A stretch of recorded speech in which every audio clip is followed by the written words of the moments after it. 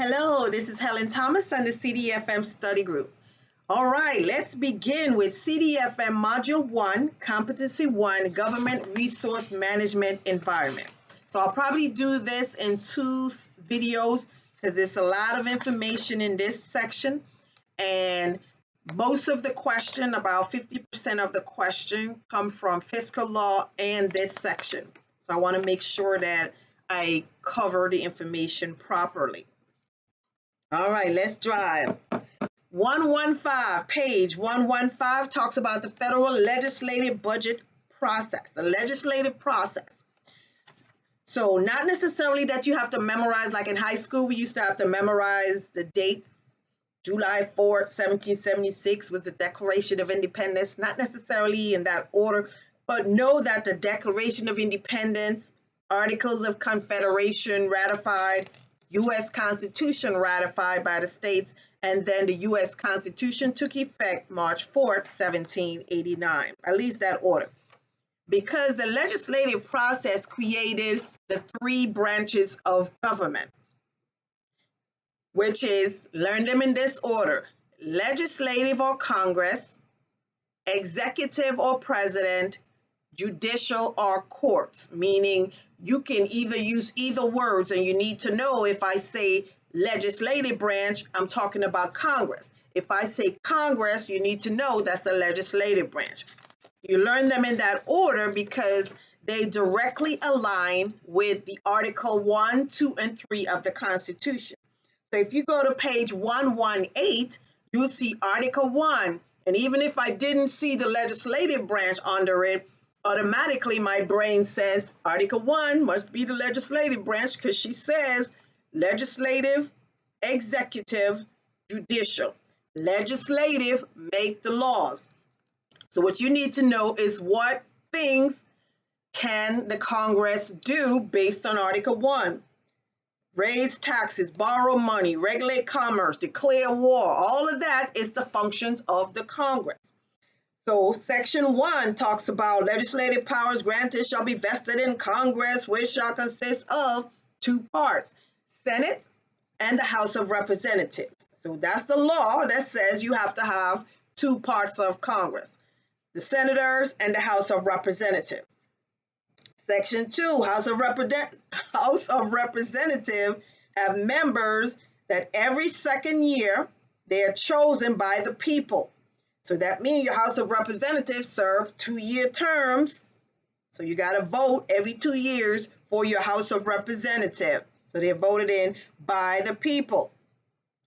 Section 3, the Senators. The Senate of the United States shall be composed of senators from each state, chosen by the legislature thereof, and going through 4. So your senators serve 6-year terms, 6 years. So 6 years, 2 years. So all I'm doing is pulling out the important information in that section. Article 1, Section 7 says, all bills for raising revenue shall originate in the House of Representatives. So if I want to raise revenue, it has to begin or start in the HR, House of Representatives. And the Senate shall be for, okay, hold up. All bills for raising revenue shall originate in the House of Representatives, but the Senate may propose to concur with amendments as in other bills. So they have to vote. Because again, only one bill can go to the president for the president to sign. If a bill shall not be returned by the president within 10 days after it shall be presented to him, the same shall be a law, in like manner as if he had signed it, unless the Congress is adjourned. So when we go to the options that the president has when he receives a bill, part of it is does not sign, but allows the bill to become law. The key thing there is Congress must be in session. So Section 7 says the president has 10 days once they send the bill to him to sign or her to sign. And if Congress is in session, it automatically becomes law if he doesn't sign it. So sometimes the president, it's a low enough topic that they don't want to really deal with, so they allow it to become law anyway. If Congress is adjourned, gone home for the holidays, that 10 days does not apply. So 10 days to return. If Congress is in session, it automatically becomes law. Article 1, Section 8. The Congress shall have power to lay and collect taxes. So whenever they say is the president trying to raise the taxes, well, the president don't really have no power dealing with taxes. Only your congressman or congresswoman can raise taxes. So you read through all of this to borrow money. When they talk about raising the deficit, most of that has to do with your Congress. Got nothing to do with your president.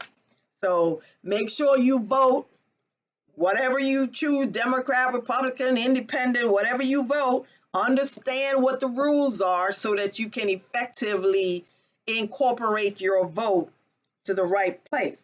And the Section 9, that's the most important. If I had to pick one as a financial manager that you need to know, because this one is the reason why the government shuts down if there is not an appropriation law. Because Article 1, Section 9 tells the Congress, no money shall be drawn from the Treasury unless we have an appropriation law in place or a stopgap. Continuing resolution is that stopgap, that Band-Aid to give us enough time to have that actual appropriation law. So Article 1, Section 9, and really it's like Clause 7, no money shall be drawn from the Treasury, and all that's saying is you have to have an appropriation law to legally take money out of the Treasury.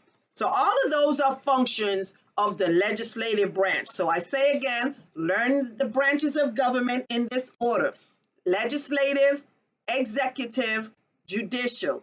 Article 1 governs legislative. Article 2 on page 10, 1110, governs the executive branch, which executes the laws. All right, so what can the president do in the executive branch? Only two things: commander-in-chief, execute the laws. You can sign the bills to execute the laws, but you are very restricted as the president. So Section 1, Article 2 says the executive power shall be vested in the president. He shall hold the office for the term of 4 years. So when you say, oh, the president can only serve 4-year term, where do you find it? Article 2, Section 1 of the Constitution says the president serves a 4-year term. Section 2 gives him the duties and responsibilities of commander-in-chief of your military forces. That is Section 2. And Section 3, he shall from time to time give to the Congress, recommendation to the Congress. So this is one where they talk about the State of the Union address that most people ignore.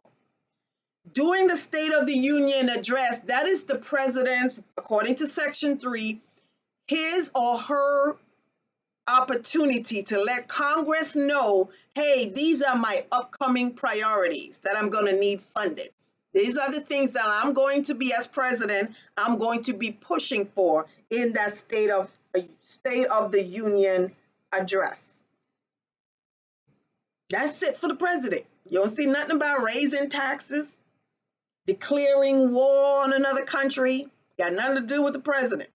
The president comes in if they have a bill and they want it to become law, the president has to sign it. That's really all he or she does, determine whether they're going to sign it or not. All right, so Article 3, page 1111, is the judicial branch. So legislative makes the laws, executive executes the laws, judicial branch interprets the laws. That's only part the courts come involved. The Supreme Court and the inferior courts. They want to interpret whatever the law is it constitutional or non-constitutional, right? So that's the responsibilities. So Section 1 and Section 2 of the courts. All right, Page 1112 talks about the legislative process. So basically, it's how a bill becomes a law, but you need to know the terms. What's a bill? That's a general proposal. We want something to become a law, so we introduce a bill. What's the term joint resolution? Joint meaning it's more than one. So don't forget, Congress is broken down into the Senate and the House of Representatives. So joint meaning is an action that can originate either in the House of Representatives or either in the Senate. Congress also uses the joint resolution process to consider a proposal when they want to amend the Constitution. Again, both sides have to agree so they can use this process. Concurrent resolution. Matters affecting the operation of both the House and the Senate. So typically, during the budget process, like before when the president submits his budget, Congress goes into concurrent resolution, meaning Congress have to determine, all right, what guidelines are we going to use as the baseline to determine what we're going to approve for the president's budget. So that is concurrent resolution. The key thing here between these is the bill and the joint resolution both have to go to the president. So I'm just writing, must go to the president to become law. The concurrent resolution and the simple resolution do not get presented to the president. It had nothing to do with a law. It's just an internal agreement between the House of Representatives and the Senate on what the rules are going to be. Bills, joint resolution must go to the president for him to sign for it to become law. There are three ways in which a legislation can originate. It's either recommended by the president, and how is it recommended? It is often recommended during the State of the Union address. I said that earlier. The second one, it could be introduced by a member of Congress, one member, or it can be introduced by a committee in Congress. So a member, committee, or by the president during the State of the Union address. That's the formal way to originate. So that's origins of legislation. So the legislative process. Let's see, do they have diagram? So this section does not have the diagram. So what you need to know is for each stage, what happens, which House, which Senate is responsible for the process, what happens. So the basic thing that happened is they have a bill that they want to introduce to get looked at. So you place it in the hopper on page 1114. The term hopper means I'm introducing this bill I'm proposing a bill. It must be considered by the committee that have something to do with that bill. So you have public hearings, you have markups. They ask questions. Do they like it? They don't like it. You have the markup session. And then once it's corrected, the markup, you have committee take action. Do they agree? Do we want to put it on the House floor, the Senate floor, after the committee look at it? So House and Senate consideration on page 15. And then the House is going to vote one way, the Senate's going to vote another way based on the different categories. And then they have to resolve the differences in what's called a conference committee or the third chamber when you read through on the bottom of page 15. The only purpose of the conference, so anytime you hear the word conference committee, the next thing that should trigger to you is they're coming together to resolve differences in their vote, because only one document can go to the president for the president to sign for whatever that bill is to become law. So resolve differences in a conference committee. Once the differences are resolved, the members go back to their individual floor and they vote on that item, and then that one in identical form, that bill is enrolled. So you have the one document that is enrolled, which is the final step on page 16. Enrolled means this is the format that's going to the president for the president to sign. And then when it gets to the president on page 17, the president has several options. He can either do the first one, just go ahead and approve the bill, sign it, it becomes law, option 1. And then I'm going to go to option 4. He can veto the bill. I don't like it. I don't like all of it because I'm going to introduce you to a term and I don't see it here, but I typically see it at the end. So let me see if they put it in the new book. Line item veto. So on the very last page, hold page 17, but flip to page 1154 where you see that chart. And look at the third one from the bottom, or the fourth one down, where it says 1996 line item veto. If you read to the right of it, it says that in 1996, the line item veto authority was briefly granted and used by President Clinton. That means if President Clinton got a bill and he did not like a portion of what's in that bill, he was allowed to mark it out, line it out, initial, I don't like this part, sign it, and the rest of it becomes law. He was allowed to do that. And then eventually somebody challenged it and they had to go back to the courts and the court was like, hey, this is unconstitutional. If you're going to veto a portion of the bill, you need to send the whole bill back and allow them to fix it. So the 1996 Line Item Veto Act was rescinded. So an actual veto today means if the president does not like any portion of the bill, the entire bill must be returned to its originator.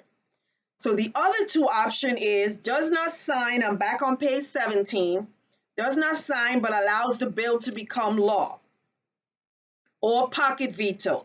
So remember earlier in this under Article 1, Section 7, it says if the Congress gives the president the bill, the Congress is in session, and the president does not sign that bill within 10 days, that bill automatically becomes law. That's where it says does not sign but allows to become law. Congress is in session if this happens. The other option, if Congress is adjourned, is called a pocket veto. So he doesn't veto it the regular way. He just does nothing. Congress has gone home. He receives a bill. Okay, nothing's going to happen. I can read over it. Congress is adjourned. Yep. So if I do nothing, let's say I'm traveling as the president and I do nothing, it does not automatically. It's called a pocket veto. So know the terms. Pocket veto, the conditions for does not sign but allows to become law versus approval, signature, and a regular veto. All right, let's move on to the federal budget process. I love talking about budget. So there are 3 phases. Budget formulation, you're formulating the budget to submit to Congress. Then once the budget is submitted to Congress, Congress has congressional action that they have to accomplish. And once Congress appropriates the funds, then we go into the budget execution phase. So budget formulation includes OMB issuing guidance. Office of Management and Budget is the resource manager for the executive branch or the president. Because remember, the budget is generated from the president to Congress. And then Congress goes through it, determine what they want to approve or not approve. And then the president goes back and forth. And then once Congress agrees on the budget in like form, the House and the Senate, then they send that final bill, budget bill, to the president for the president to sign. This is what we're approving. So just go ahead and sign it. And then it becomes the approved budget. So you can look through the steps of the budget formulation process. Because I'm not going to go through those. That's the fall review, okay? So decision by the president. We already talked about what the president can decide. All right, congressional action begins on page 1124. Let me pause here. All right, I had to take a break from these glasses. All righty, so federal budget process, congressional action. So once the president submits the budget to Congress, and by law, the president must submit the budget to Congress no later than the first Monday in February of the year coming up to that new fiscal year. So once the president submits the budget to Congress, then Congress have three phases: the budget resolution process, authorization process, and the appropriations process. On page 1127, and the chart at the top, the information underneath it talks about the budget resolution process. So that's a congressional budget office process, meaning the CBO, Congress also has a budget office. So the CBO gathers all the data, all the financial data. What was approved last year? What's our deficit? What's the current levels of execution? So the budget resolution process is the opportunity for Congress, House of Representatives, and the Senate to determine what items they're going to approve or disapprove. What you need to understand for the budget resolution process, which House and which Senate is responsible. You have the House Budget Committee and the Senate Budget Committee. So they get the data from the Congressional Budget Office. The CBO provides all this data. Then the House Budget Committee and the Senate Budget Committee reviews it. They then determine what the guidelines are going to be. They vote on it, and then they come together to resolve differences. When the House and the Senate comes together to resolve differences, that is called your conference committee or your third chamber. So if you look at the diagram, that's what I just went over. House and the Senate look at the information. They determine what they want guidelines to be. Then they come together in the conference. And then once they resolve the differences, because only one document can go forward, then they go back to their individual floors. They publish the document in identical form. So in essence, it's one document, and then they complete the concurrent budget resolution. So remember in the beginning, I said the definition of concurrent budget resolution means it does not go to the president. That's their guidelines that they're going to use as they review president budget, the federal budget. The second phase of congressional action on page 29 is the authorization process. So authorization and appropriation ends up having to go to the president because they have to be signed to become law. The number one purpose of the authorization process is to approve programs. It doesn't matter if it talks about funding, if it talks about money. You do not get money, you do not get funding, you do not get appropriation from the authorization process. Purpose of the so an example of a question could be, I receive $2 in the authorization law.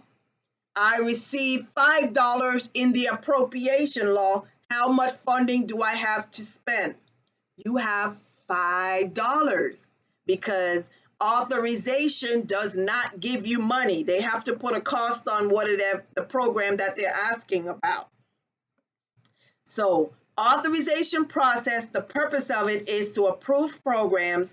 It is the responsibility of the House Armed Services Committee and the Senate Armed Services Committee. They do the same thing. The process is the same. They vote on their floors and they come together in the conference to resolve the differences, go back, vote, and then they send the one document. They put it in a hopper, send it for the president to sign, and in the end, after it's approved, it's enrolled. Right? Yeah. Had to think, make sure I said that right. So authorization ends up being a law, which means that it has to be signed by the president. The third congressional action is the appropriations process on 1/131. Responsibility of the House Appropriations Committee and the Senate Appropriations Committee. The purpose of the appropriations process is to get the funding, is to get the budget authority to spend the money. So whatever dollar amount is approved in the appropriations process for budget authority. So don't let the words confuse you. If I say budget authority and I say authorization process, it's not the same thing. Authorization process approves programs. Budget authority comes from the appropriations process. All right, got that. So when it comes to the various appropriations, there are 12 different major types of appropriations. On page 33, the three specific to DOD is defense, military construction, veterans affairs, energy, and water development. So on page 1133 of the 2020 book, defense, military construction / veterans affairs, energy, and water development. Those are the three appropriations that specific to the Department of Defense.